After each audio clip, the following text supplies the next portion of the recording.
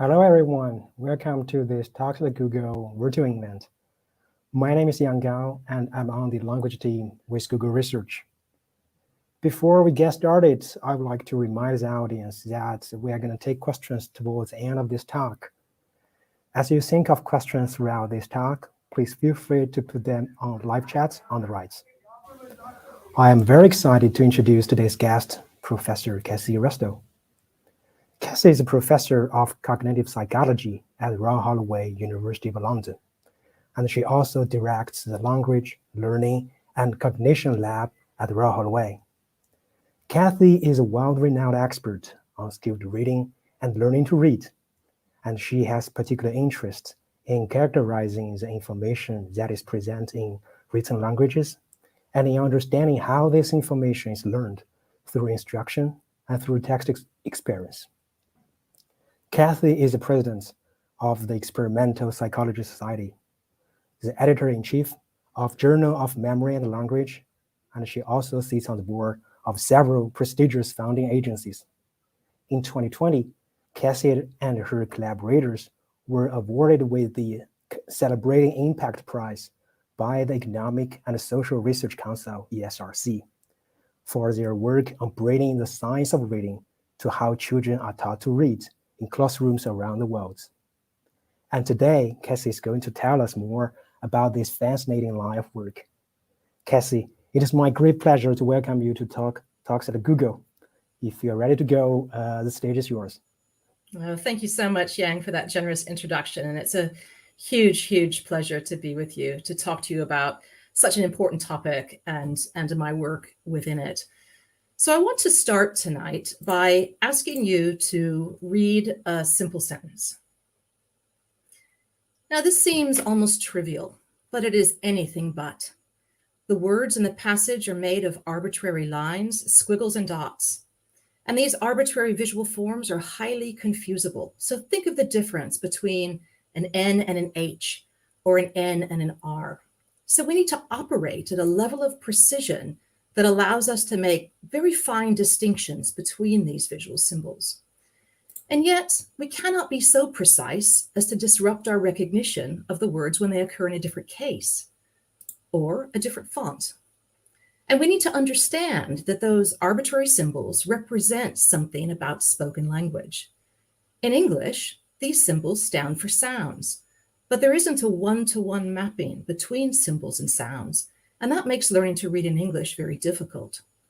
Sometimes, but not always, the symbols can stand for meanings, as in the ED of decided, which indicates the past. Even beyond the recognition of these individual symbols, we've got the challenge of computing the meanings of these whole words. And that's not easy because we've got words like face, which have multiple meanings. And we've got expressions like cut and run, where the meaning of the whole expression is not conveyed by the sum of the parts. Understanding this whole passage also requires us to rapidly integrate our background knowledge so that we can figure out what's going on with Jess. And we do this visual and linguistic processing at incredible speeds, far more rapidly than we interact with spoken language. And we do it using an eye movement system that's perfectly tuned for effective comprehension. And as a reading scientist, I find this complexity just utterly fascinating when we consider that writing is a recent cultural invention and that reading is a learned skill. So the very notion of representing language as abstract visual symbols is only around 5,000 years old. And you can see from the objects that I've got here that even a couple thousand years ago, the act of writing was difficult, time-consuming, and expensive. Writing has also changed substantially in the past 1,000 years in ways that are likely to be very important for modern skilled reading. So the phenomenon of mass public literacy that we know today has emerged only in the last hundreds of years. And that's very important because it means it's far too recent in our evolutionary history for us to have developed neural hardware to support reading. And so while virtually all children will learn to walk and talk just by being in a normal human environment, learning to read requires years of instruction, dedication, and practice. And this principle is nicely illustrated by Harvard psychologist Steven Pinker, who says, children are wired for sound, but print is an optional accessory that must be painstakingly bolted on.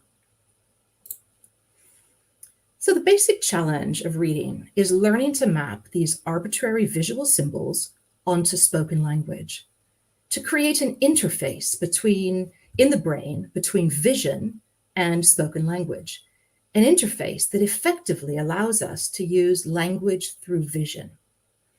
Now, this basic challenge of linking vision to spoken language is the same in all languages. Recent research looking at different writing systems and language families show a similar reading network emerging across all of those languages.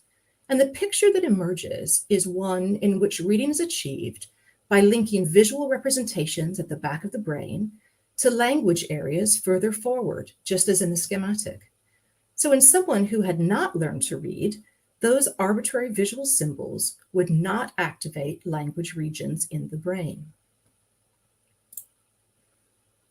So exactly how the brain develops that interface between vision and spoken language will depend on the writing system. Now, writing systems all represent spoken language, but they do so in very different ways. The visual symbols of writing can represent sounds, syllables, or meanings, even whole words. And the consistency with which a visual symbol represents a particular aspect of spoken language varies across writing systems. So the key property here is not about the script or the visual form or the shapes of those symbols. The key property is how the visual symbols are used to represent spoken language. So today, I'll be talking mostly about how we learn to read in alphabetic writing systems like English, in which the visual symbols of writing stand for sounds. So in thinking about how we connect visual symbols to spoken language, it feels intuitively like we might just memorize the meanings of printed words. But this is not feasible in a language like English because our vocabulary is simply too large. Now, the problem with memorizing printed words is that this is largely an arbitrary learning task. The words cut, cat, and can look similar, but that doesn't convey any similarity in meaning. Nothing about the learning of the meaning of one of those words helps you to learn the meaning of another. And we know that arbitrary learning is very hard. Now, some people point out that the learning of Chinese characters does require some degree of rote memorization. But the learning load is far lighter in Chinese, where children are required to master on the order of 2,500 characters by the end of primary school. In contrast, children learning to read in English are exposed to around 5,000 unique words in the first year of reading instruction alone, and that's over 25 unique words per school day. So instead, children learn to access the meanings of printed words by translating them back to sounds, in effect, decoding the visual symbols of our alphabet. So in contrast to rote memorization, this is a highly systematic learning task. Here, the words cut, cat, and can, they look similar, and they also sound similar. And you can see that this is enormously efficient. If a child can learn the relationship between letters and sounds, and in English, this means learning around 50 to 60 rules of how to map symbols to sounds. If they can learn those sets of rules, then they have the tools they need to access the meaning of virtually any word in their spoken vocabulary. And that's the whole point of an alphabet. That's why it's so ingenious.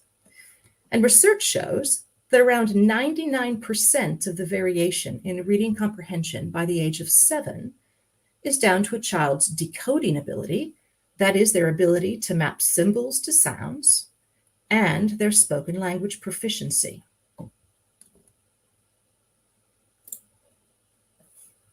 Now, I've told you so far that we transcribe our language using an alphabet. and that children need to understand what the alphabet is and how it works in order to decode printed words and access their meanings. Now, there are clear implications flowing from this for how we teach children to read. And indeed, research over the last 30 years has suggested strongly that children should receive systematic phonics instruction in the initial years of learning to read. And when we talk about phonics, and lots of us who have had children go through reading instruction know about phonics, when we talk about phonics, what we're talking about is explicit instruction on how the alphabet works, what letters are, and what they represent. Now, this should seem very simple. The alphabet is a code for transcribing spoken language. Initial reading instruction, therefore, should be focused on teaching children explicitly how that code works. And thus, you might be surprised to discover that this type of teaching has not been embedded in classrooms around the world. Instead, we've had decades of vigorous disagreement, known as the reading wars, about how children should be taught to read. Now, this debate has had nothing to do with the science of reading. There's been a strong scientific consensus for over a quarter of a century. And instead, reading has become a sort of touchstone for a wider debate about educational philosophy, teacher autonomy, and even political orientation. Now, to be clear, the alternative to systematic phonics is not to teach children how the alphabet works, to hope that children will pick this up naturally, or to teach children other strategies to figure out what the words are. And some of these strategies include guessing from pictures or context, or even the shapes of words. And these strategies that are embedded in classrooms around the world can look like they're working at first, but research indicates that they'll fail as text becomes more complex and aids like the pictures are removed. Now, these problems really come into focus when thinking about just how difficult the English writing system is. Now, much of the focus on English has been on the fact that it has words that don't follow typical spelling sound conventions. So these are words like pint, where we might say, well, why is the vowel in pint different than the vowel in mint, hint, and sprint? And indeed, the presence of these irregular words is one reason why cracking the English writing system is really hard for children. And yet, even without these tricky words, the mapping between spellings and sounds is extremely complex in English. And this actually goes all the way back to the point at which English was first transcribed. And there was a desire at that point to use the Roman alphabet. But the problem was that the Roman alphabet didn't have enough symbols in it to represent all of the sounds of English. And this means that we have to reuse letters in different combinations just to make up the sounds. And this is really nicely stated in this quote by David Crystal. How are we going to spell 40 plus sounds with 26 letters? That, in a nutshell, is the problem of English spelling. And every teacher since that point has been paying for it in their classrooms. And so you can see some of the problems in the example that I've given at the bottom of this slide. And so in this case, you can see that a single sound can be represented by 1, 2, 3, or 4 letters. So we have a sound like G, the letter G, a sound like TH, a sound like IGH, or a sound like EIGH, right? Likewise, we can see that a single symbol, such as the letter G, can be associated with multiple different sounds. In this case, the letter G can be G, J, or silent. And you can see just how difficult that type of thing might be for a child. So when we're thinking about not providing systematic phonics instruction on how the writing system works, which is a choice that schools and school districts have made for decades, what we're talking about is leaving children to figure this out for themselves. And it's not hard to see why this hope for the best strategy fails. Now, still, the notion that children can just discover how the alphabet works naturally through a love of books or through parents reading to them is very powerful. And we hear a lot about it in the media when we read about reading. So at this point, I like to bring in the analogy of learning to read music.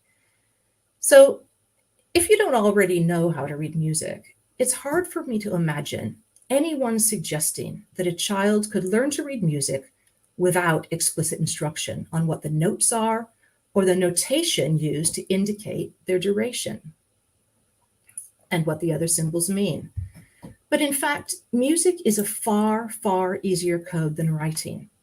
In music, there's no ambiguity about how many symbols you need for a single sound. One symbol gives one sound, and there's no inconsistency. So the symbol for middle C is always the symbol for middle C. So if discovery were a viable learning strategy, then this should be straightforward. But I think most people would agree that that is not. You don't learn to read music just by enjoying or developing a love of music. Now, we wanted to find out just how successful learners would be at discovering how a writing system works without explicit instruction. And in order to do this, we conducted a laboratory study in which we taught undergraduate students to read in an artificial writing system. And of course, these participants were adults and had a head start because they already knew about the principle of using visual symbols to transcribe language. So participants came into our lab for around 2 hours per day for 10 days to learn the pronunciations and the meanings of words printed in an archaic script. And so you can see what those look like here on the slide. So this was an archaic script, and we made up words like bav and feig and zug and gave them meanings. And the key manipulation was that one group missed the first day of training and instead got 30 minutes of explicit instruction on how the writing systems worked. And I'll tell you what they were told. They were told that the first 3 symbols mapped onto sounds. So in this top left corner, we've got bav. So that first symbol is b, a, v, and then the last symbol indicates the semantic category. So you can see on the top 2 words, that last symbol is reflecting fruits and vegetables. And the bottom line, that last symbol is reflecting animals.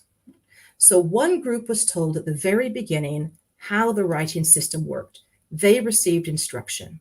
And the other group just learned the novel words without being told that there was an underlying pattern.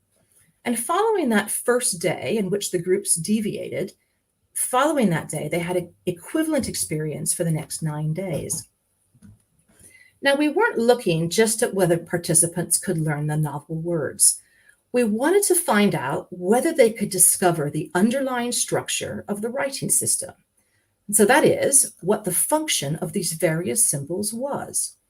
And the way that we tested this following the 10 days of training was to give participants untrained words in the same script and ask them to read them aloud and choose a possible meaning.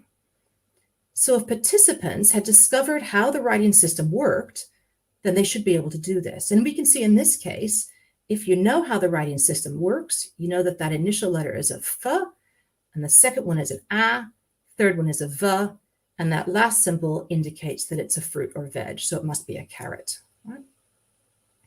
So in terms of the results, participants all learned the trained novel words to a very high degree of accuracy. However, when we look at how they did in generalizing their knowledge, we see stark differences. So in this illustration, the red group are those who are left to discover how the writing system worked simply through their experience with the words. While the blue group are those who got 30 minutes of explicit instruction at the beginning, just like I gave you. So if we look at the right-hand side of the figure, what we see is that a few of the red group, and these are the discovery learners, managed to use what they had learned to read the unfamiliar items. So they had managed to crack the code. Those are the ones indicated in red. They'd managed to do it. But over 3/4 of these learners failed to do so, despite 18 hours of training. In contrast, virtually all of those participants who got explicit instruction at the beginning were able to use their knowledge to read the new words. And this pattern of results is very much like what we see in classrooms that embrace the notion that children can just discover how to read. Some children succeed, but most do not. Now, that's a bit of a sad story, but on the other hand, this experiment emphasizes the power of explicit instruction. So the explicit instruction given comprised less than 3% of the total teaching time, and yet it totally transformed outcomes, bringing all learners in that blue group to the same high standard.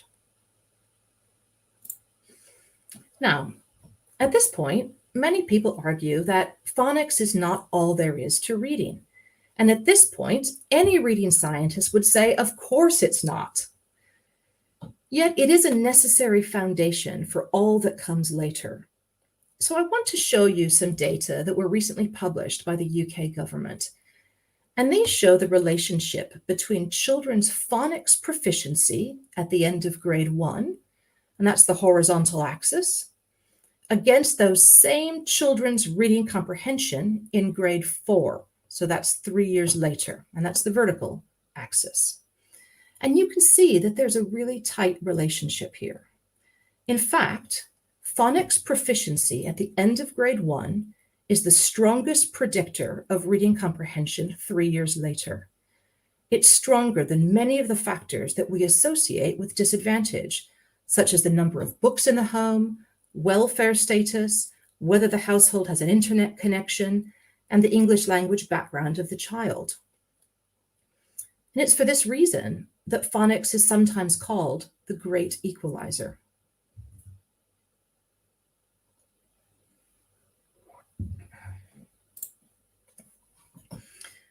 Now, phonics is the instruction, but it's not the learning.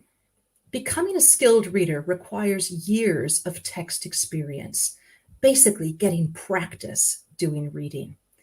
Initially, the purpose is to practice the phonics mappings until the translation between symbols and sounds becomes rapid and automatic. But later, text experience allows the child to learn about higher level structure in written language, and that supports reading speed. And thus, reading for pleasure is vitally important. And often, phonics and reading for pleasure are framed in opposition, but they are in partnership. Phonics gives children the tools that they need to begin to read independently, and thus gain the vital text experience needed to become successful readers.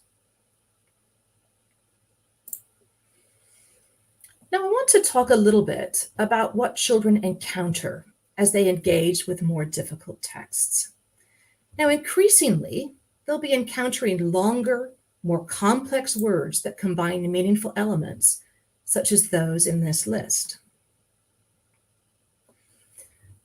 Now, the neat thing about this type of combinatorial structure is that we don't need to learn all these words separately.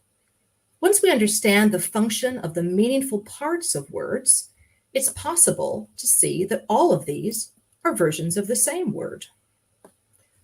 The understanding of this structure dramatically increases the number of printed words that we're able to recognize. And in fact, it increases it by around 7 times.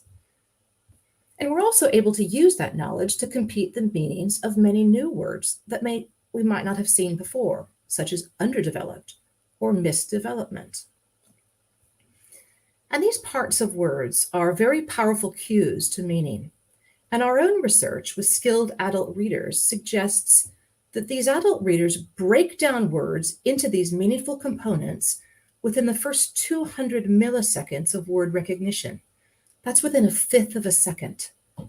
So this is a very rapid process that helps readers get quickly to the meaningful parts of a word. And we believe that this segmentation process develops over many years of text experience. And this hypothesis is supported by the fact that younger readers do not appear to show this segmentation until much later into adolescence.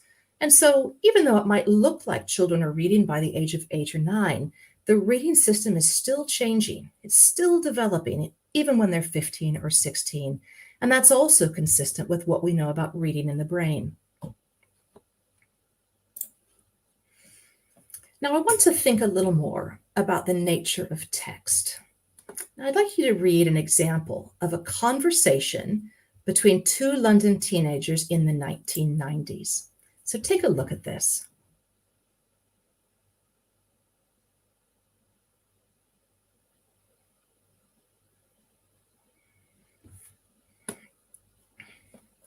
And I want you to compare this to a classic piece of text that children of the same age are frequently asked to read as part of their English curriculum. So remember, these are children of the same age.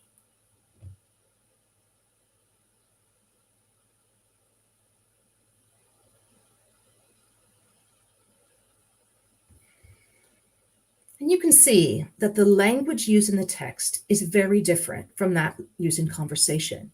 It has far richer vocabulary, and the syntax is much more complex. And I show this to you for a couple of reasons. The first is to emphasize just how difficult text reading is. Understanding text requires far more than the ability to decode individual words.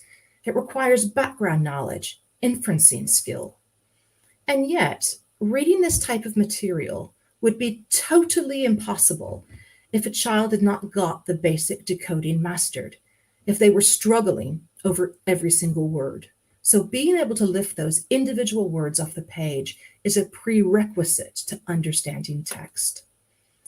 Now, the second point I want to make is that you can immediately see that experience with text very likely changes a child's underlying language ability, the words that they know, their understanding of the grammar of the language.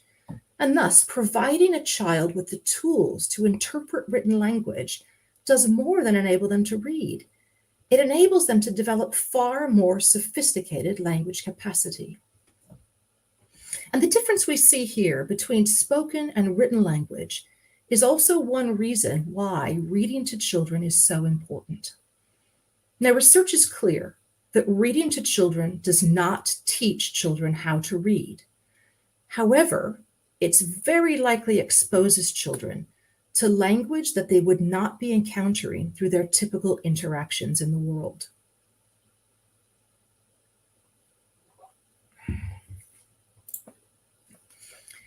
Now, we've seen in that previous example that information is just packed into text, and the eye movement system helps us to comprehend it efficiently.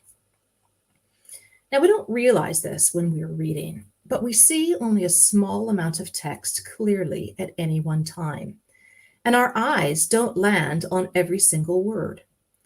Instead, the eye movement system of an adult skilled reader is in a sort of dance with the comprehension system, with the eyes landing on what's likely to be the most important location or the most informative location, the eyes landing for a variable amount of time on different words, and regressing back to previous locations when comprehension is difficult.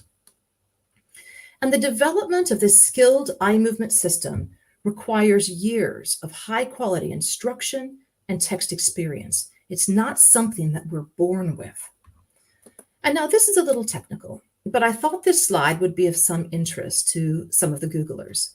And basically, we've been thinking about how language understanding and the types of models being developed and used by Google relates to language processing in humans. And we found a tight relationship between the internal states of these models and fine-grained eye movement behaviors. So the graphs that I've shown here are looking at a language model called GPT-2. And they're looking at a property called surprisal, and that's on the horizontal axis. Now, surprisal is basically a measure of how unpredictable a word is given preceding context. And these models are very good at predicting the next word. So the higher the surprisal, the more unpredictable the word is in the language model. Now, I've plotted surprisal against two things. On the left, it's plotted against fixation time, or how long the eyes stay on a particular word. And on the right, it's plotted against the probability of the eyes regressing back to a word. And the key finding is that our eyes spend longer on words that are more surprising, as characterized by the language model, And we're more likely to regress back to words that are more surprising in the language model. We think that this indicates that adult skilled readers are using predictive knowledge similar to the knowledge available to the language model in order to plan their fixations efficiently. And of course, this also means that through all of these years of text experience, readers are picking up on predictive relationships between words and using them to enhance their efficiency as they read.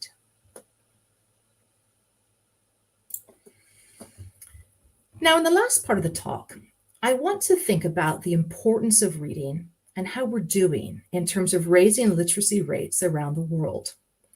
And the first point that I want to make is that literacy is at the foundation of so much.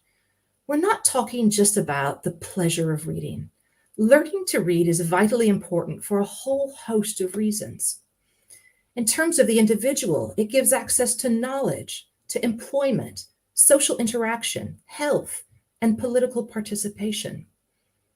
And in terms of communities and nations, literacy is at the foundation of democracy, public health, economic growth, gender equality, digital inclusion, just to name a few.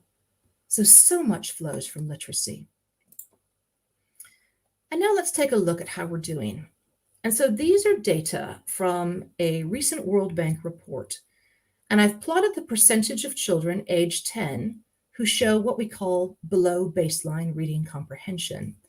And these pupils, this is really very poor reading. These pupils would not be able to locate a specific piece of information in an age-appropriate passage. Now, I want to make a couple of points about these data. The first is that although the number looks low for high-income countries, that's the bar at the very top, we're still talking about hundreds of thousands of children each year who will go on to be adults with poor literacy. And this figure is heavily stratified by social disadvantage. And emerging research coming from the UK and the USA suggests that the problem has gotten worse as a result of pandemic school closures. And furthermore, large-scale international assessments taken at the age of 15 typically show an even larger percentage of children in high-income countries, typically around 17%, falling below the baseline level of reading proficiency that they need to get on in life. Now, that turns out to be millions of adults who have poor literacy, too poor to get on with life.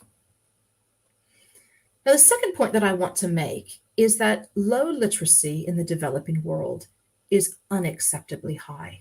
And we see this stratified across upper middle income countries, lower middle income countries, and low income countries, where poor literacy is up to 90%.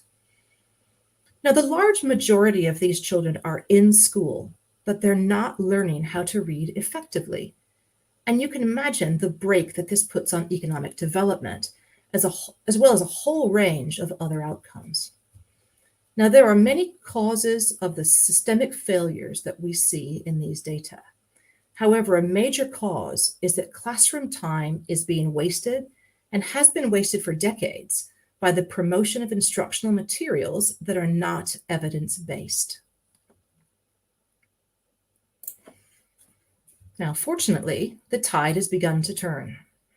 England began the journey to using evidence-based reading instruction over a decade ago.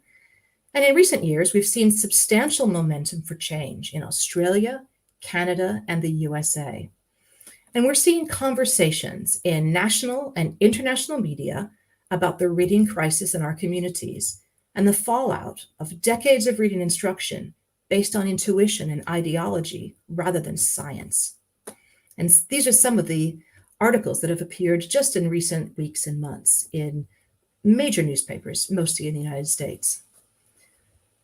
And the important point here is that there's a growing recognition that there is a science of how children learn to read and about how they can best be taught.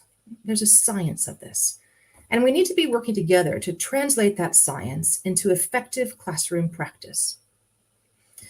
Children only go to school once, and it's vital that we make best possible use of instructional time. And yet, as heartening as this is, This awareness raising and impact has arisen almost exclusively in respect of high-income, English-speaking countries. There's a huge amount of work to do in the developing world, and there are many, many additional challenges in those settings. But several recent field trials show that this is a tractable problem if we follow the science. So I've thought about 3 things that Googlers can do. And the first is to learn about the science of reading and demand that schools and school districts in your communities use evidence-based reading instruction. We would never accept medical practitioners ditching the science in favor of personal opinions, intuitions, or ideology, and we absolutely should not accept this in education. And if you're interested, you can read an accessible summary of the science in the open access paper that I've cited there on the left. And you can get to that just by Googling "Ending the Reading Wars," and it will come up and you'll find it openly accessible.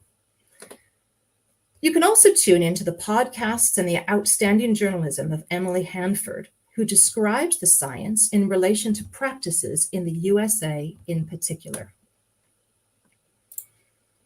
So the second thing that Googlers can do is to help us to learn more about languages and writing systems around the world. So I've argued that skilled reading effectively is a mirror of the writing system.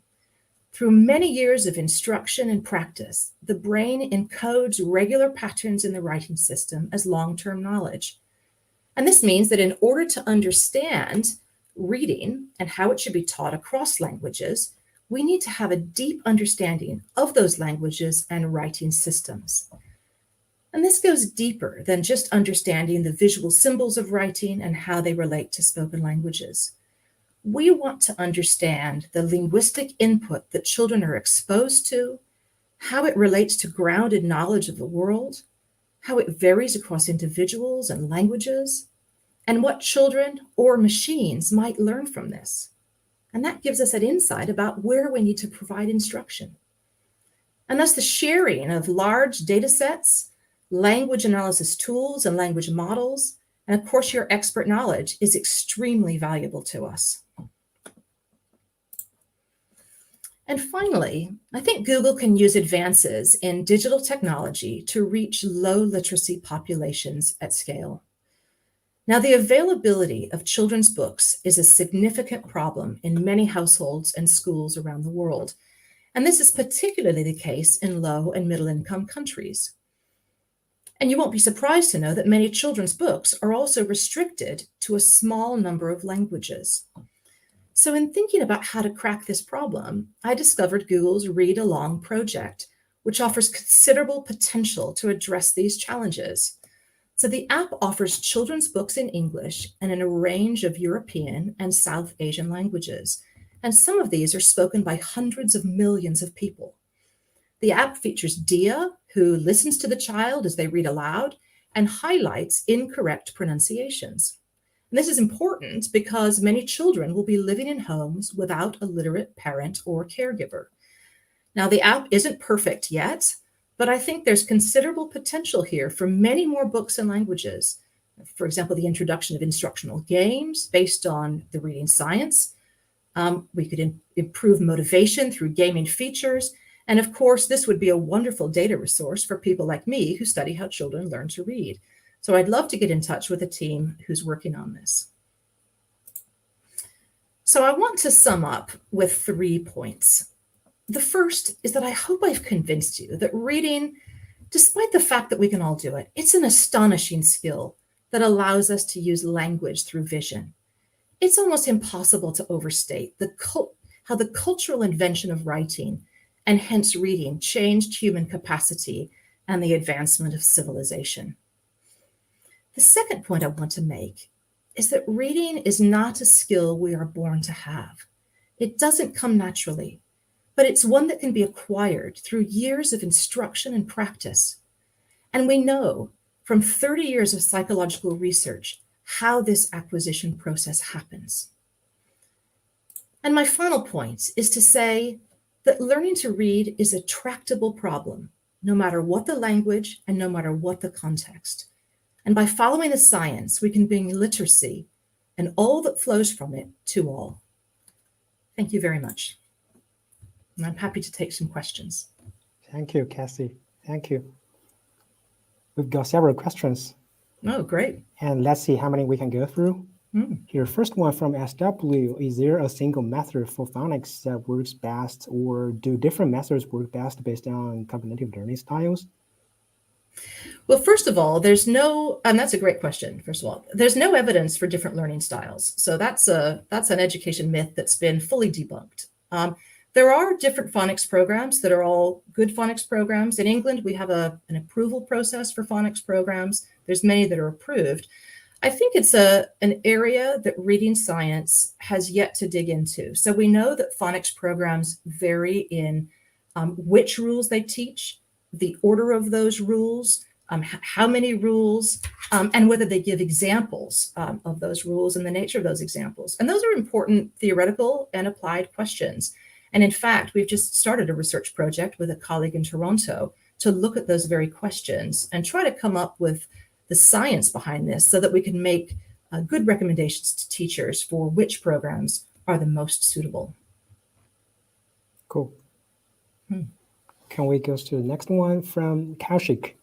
Is extending the expressive power of English alphabet with more symbols to cover the phonics an option, especially with currently available technology like Pixel Text Translate? This is an interesting one.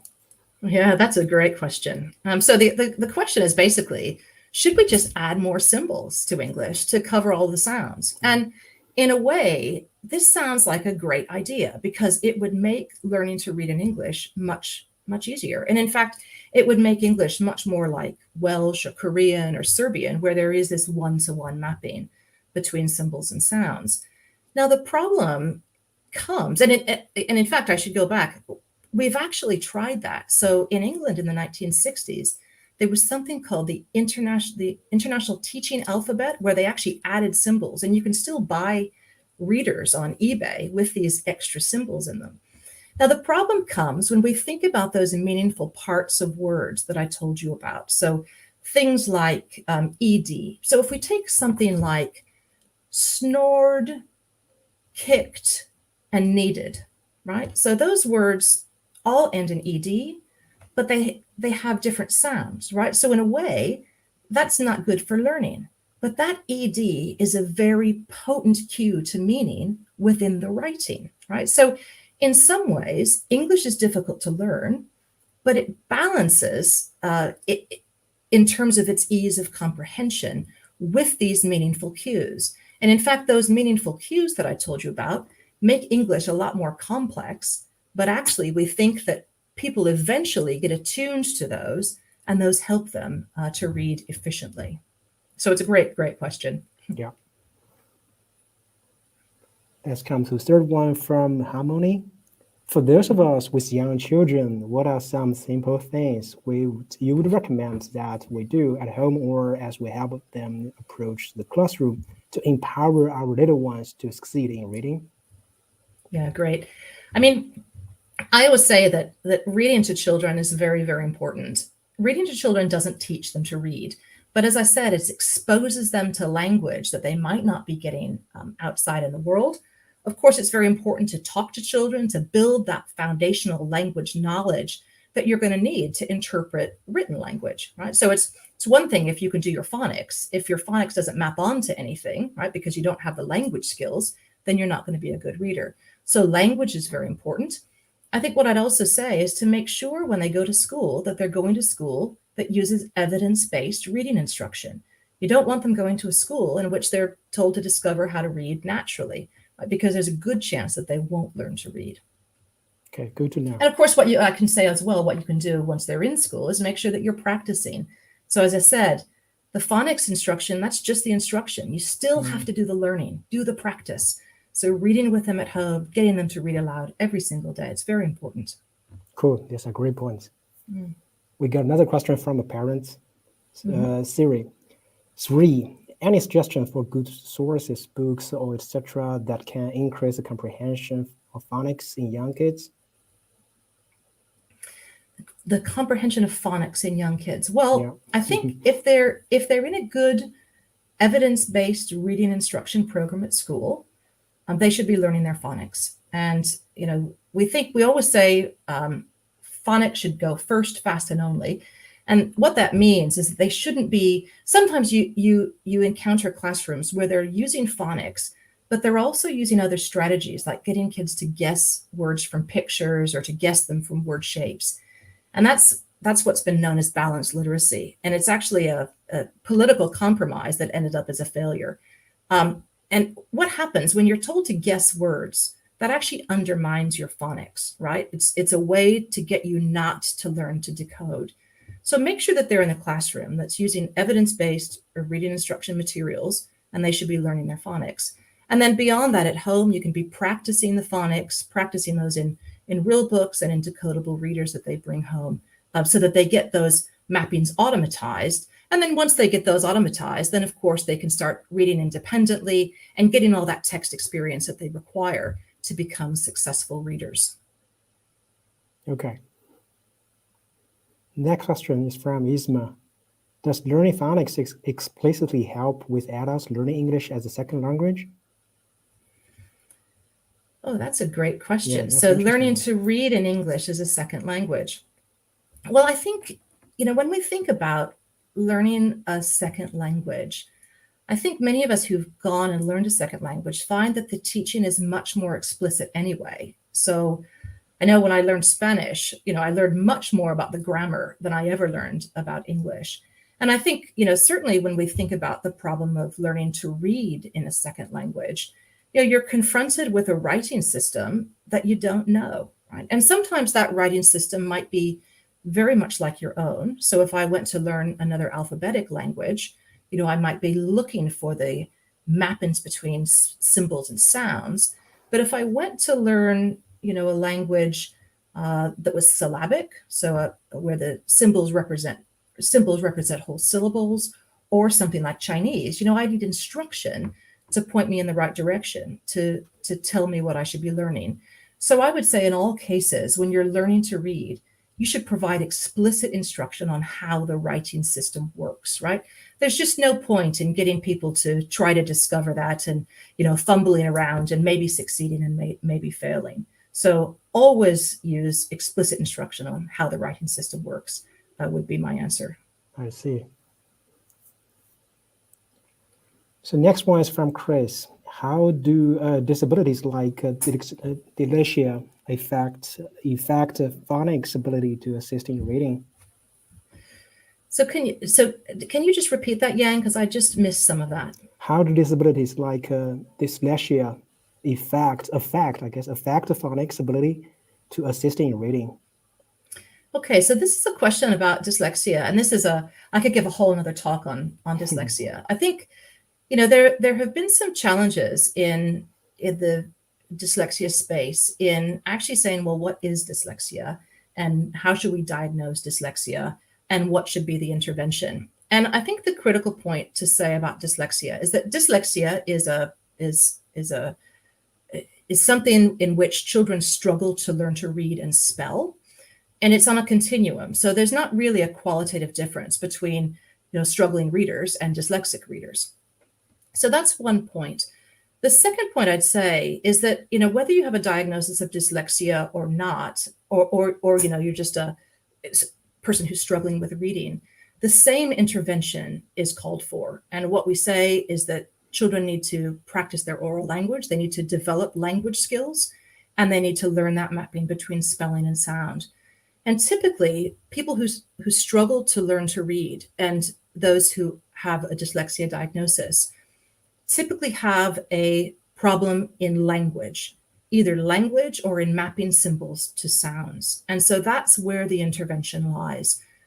A language intervention, building those language skills, and really focusing on developing that mapping between symbols and sounds. And I think also when we're thinking about poor reading, we should really think about not labels, but actually, what's the cause of the poor reading? Is the cause that you haven't learned that mapping between spellings and sounds, or is the cause that you have low language? And there's great research now on oral language and the oral language foundations of reading. And it's thought that up to 2 children in every classroom actually have low language. And so that's a very important statistic in terms of what teachers should be doing in the early years to build those foundational language skills that actually reading then is bolted onto. Cool. Next question is from Laura. Some frequently used words in English, like the and this, have pronunciations that aren't easily explained by phonics. Is there any harm in including a handful of sight words along with phonics?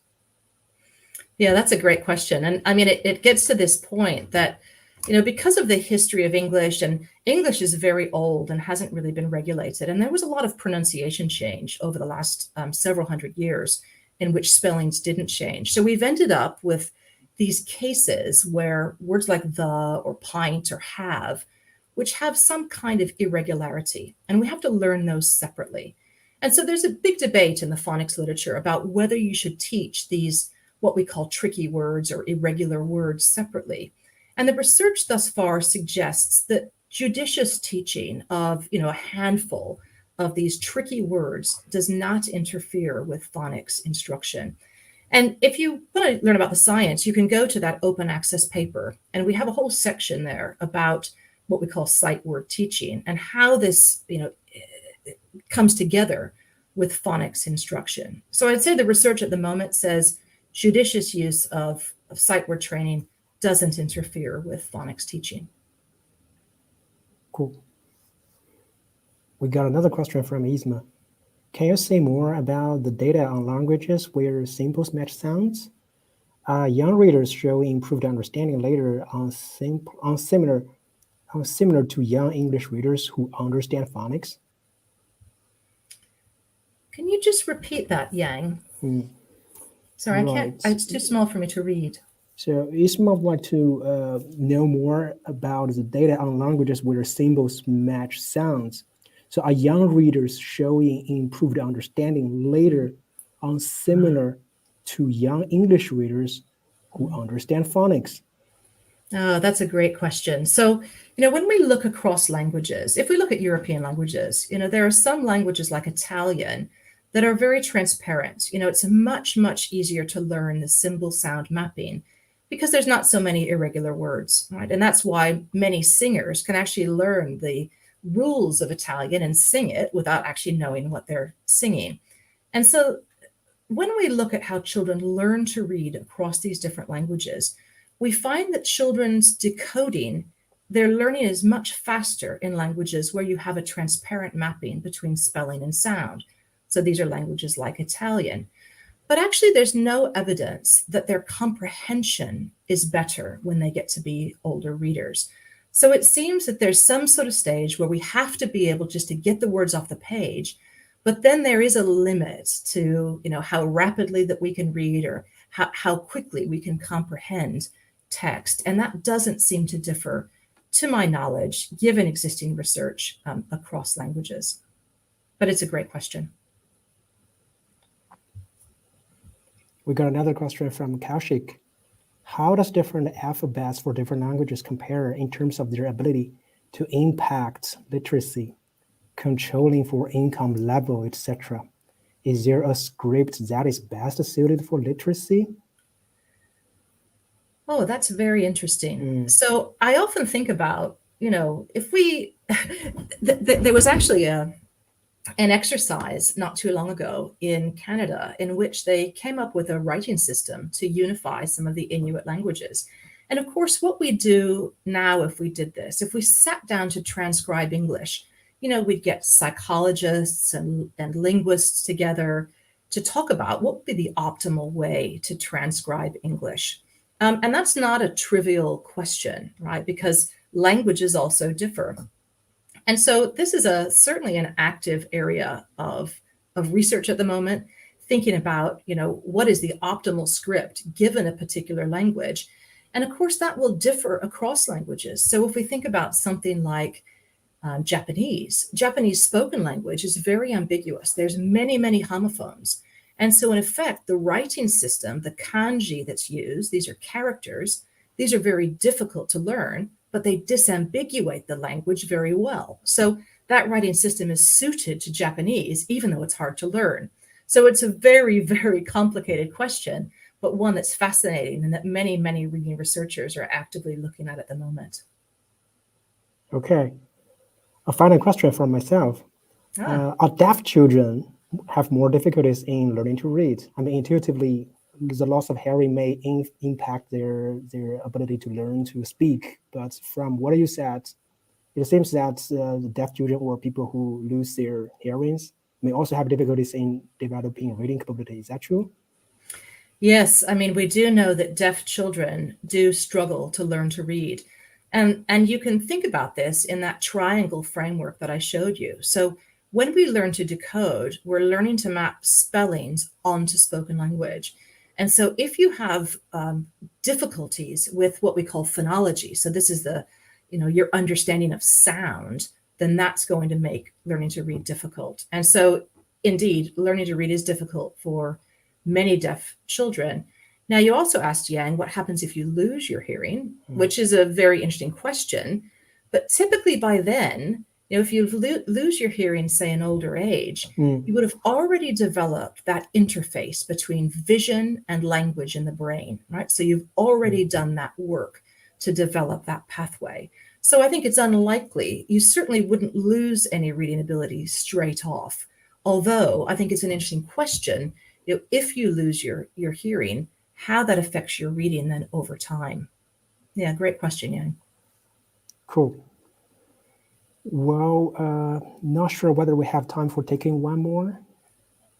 Maybe we can take one more. Yeah, let's take the last one from Chaitanya again. It will take forever to overhaul method of reading instruction in schools. Do you see a world where we index more on technology, helping kids to learn to read at home using evidence-based approaches?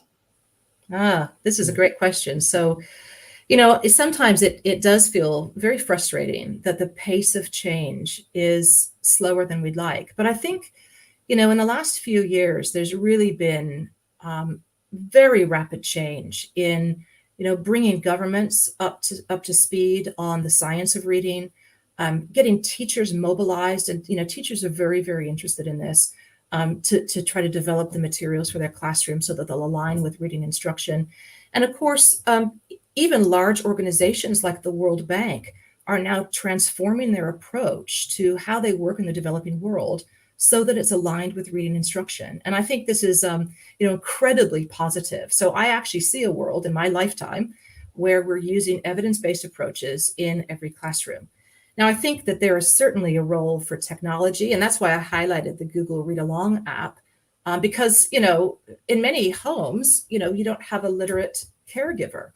And so I think, if any technology can help to motivate children to learn their phonics, to be motivated to read text, and we know that interest wanes over time in some adolescents, well, this can only be a help. So I think, if there's Googlers that have the skills to bring this to people at scale, I just think that's would be a terrific contribution. Great. Before we leave, I'd like to ask, where can we find more of your work on the internet? Any websites or social media accounts or podcasts that you want to share? Well, if you are interested in my work, you can just Google me, Kathy Rastle, and you'll get to my webpage at Royal Holloway. And I also have a lab webpage. It's just called rastlelab.com. And if you're interested in connecting about any of this, you can always email me, and I try to respond. Very interested in connecting with people with different sorts of skills, teachers, Googlers, to create change. Thank you, Cassie, for giving us a talk and sharing insights. Thank you. Thank you very much. Thank everybody for tuning in.